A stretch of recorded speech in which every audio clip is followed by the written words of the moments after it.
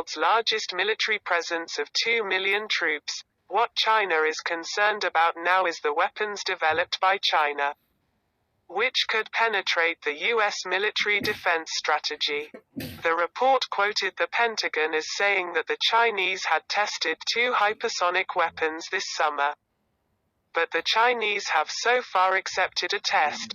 However, they also say that it was part of the Chinese civilian space exploration. The Americans fear that these weapons may be able to carry nuclear warheads in the days ahead, at least 5 times faster than the speed of sound. This weapon could be able to penetrate the current U.S. ballistic missile defense system. In an interview with Bloomberg News on October 26, the top U.S. military official, General Mark Milley, said that the Chinese had conducted tests of hypersonic weapons, which was a matter of great concern. He said the test was not as significant as the launch of the Sputnik satellite into Soviet space during the Cold War, but it was very close, so the Americans are keeping a close eye on it. After the Soviet Union launched the Sputnik satellite into space in 1958, the Americans began to rise in the face of technological competition. According to NBC's analysis, U.S. officials say the United States was not ready for the Chinese advance. The Americans themselves are developing hypersonic weapons. But the chief executive of the U.S. defense company Raytheon says the United States is several years behind China in terms of hypersonic weapons. Washington and Beijing have exchanged views on hypersonic weapons. The United States is the first country to conduct research on hypersonic weapons, said Wang Wenbin, a spokesman for the Chinese Foreign Ministry. They are still developing them, even trying to spread the technology of hypersonic missiles. At the same time, they are spending trillions of dollars to improve their nuclear triad. The nuclear triad is a deterrent for 3 types of nuclear weapons: land-based, submarine-launched and air-launched. Wang Wenbin said the United States has repeatedly expressed concern about China's general space research. They did it to bring the idea of a Chinese threat to the fore. On October 26, Pentagon spokesman John Kirby told reporters that the United States was practically working on its own hypersonic weapons capability within its budget, and that they were moving toward developing that capability. On October 19, the Financial Times quoted intelligence officials, who did not want to be named, as saying that China had tested a hypersonic weapon last August. It is said that the missile first orbits the Earth, then glides down to the ground. The show has seemed a bit unfocused in recent episodes. However, Darrell Kimball, executive director of the Arms Control Association, told CNN that the weapons would reduce the forecasting time and decision-making time for U.S. political leadership because they are so fast-paced and can be difficult to find in advance. However, since the report states that the weapon has orbited in space, it could lead to a new wave of excitement. Dean Cheng, a senior research fellow at the Heritage Foundation, a U.S. think tank, says that if the report is accurate, the question is whether any Chinese satellites launched into space are secretly carrying nuclear warheads. Another report released this summer states that the Chinese have begun building more than 100 intercontinental ballistic missile launchers or silos in their western desert region.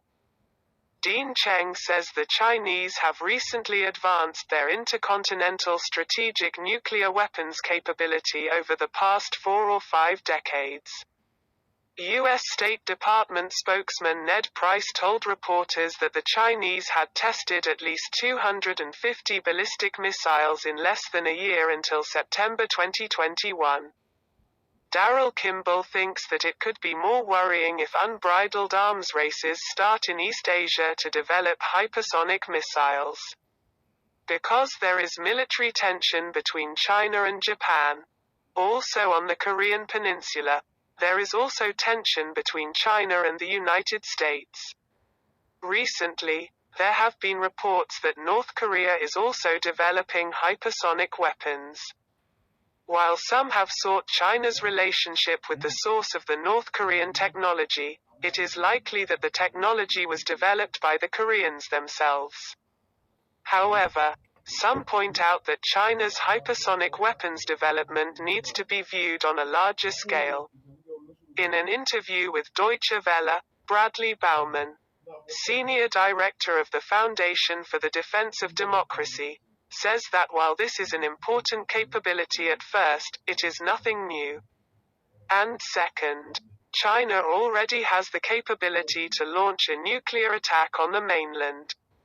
However, hypersonic missiles are like space shuttles carried on a rocket sent into space, which can glide and land. While most US radars are monitoring the North Pole, the Chinese will be able to send rockets to the South Pole and glide missiles from there. It cannot be found on the radar. Baumann, however, believes that the United States should improve its nuclear triad without directly competing with China's hypersonic missiles, investing in space exploration, and investing in missile intercept technology during the boost phase.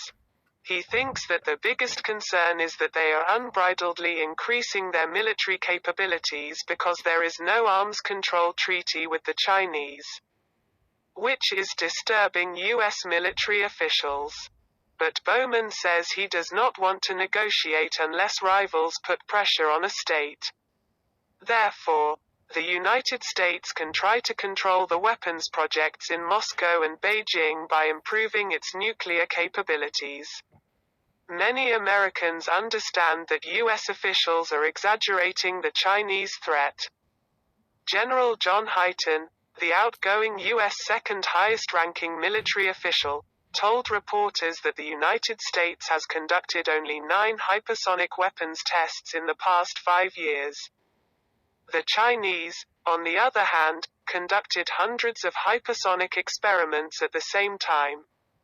Cameron Tracy of the Union of Concerned Scientists explains in an article that the decision to develop nuclear weapons is political.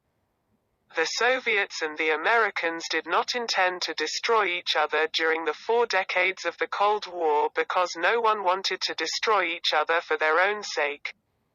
This same thought still exists. In fact, General Milley himself has said that the Americans will change their military position in response to the Chinese. This means investing trillions of dollars in defense. U.S. military analyst Tyler Rogoway said in a Twitter message that the way U.S. military officials are shouting about China's hypersonic weapons makes it clear that they are actually trying to create a fear of China. Its main purpose is to raise funds for the U.S. hypersonic weapons project. Tracy says U.S. defense companies are now seeking new budgets as the threat of so-called terrorism subsides. Cameron Tracy and Tyler Rogoway's remarks about the self-interest of U.S. defense companies are also reflected in the words of the head of the defense company Raytheon, who commented that the U.S. hypersonic project was several years behind the Chinese. The Chinese say Americans should be tolerant of developing other states' military capabilities. In fact, it is U.S. policy that causes China and Russia to develop hypersonic weapons. Since 2001, the United States has developed a defense system against intercontinental ballistic missiles. The United States has said that if a disobedient state, like North Korea, fires a nuclear ballistic missile at the United States must defend itself. As a result, the Nuclear Arms Control Treaty with Russia became meaningless and Russia fell into insecurity. That is why Russia is focused on developing hypersonic weapons. The Chinese know that while the Chinese cannot resist the American nuclear triad, the United States can resist the Chinese triad. That is why the Chinese are moving in the same direction. This unbridled competition between China and the United States over hypersonic weapons is a testament to the collapse of the world order.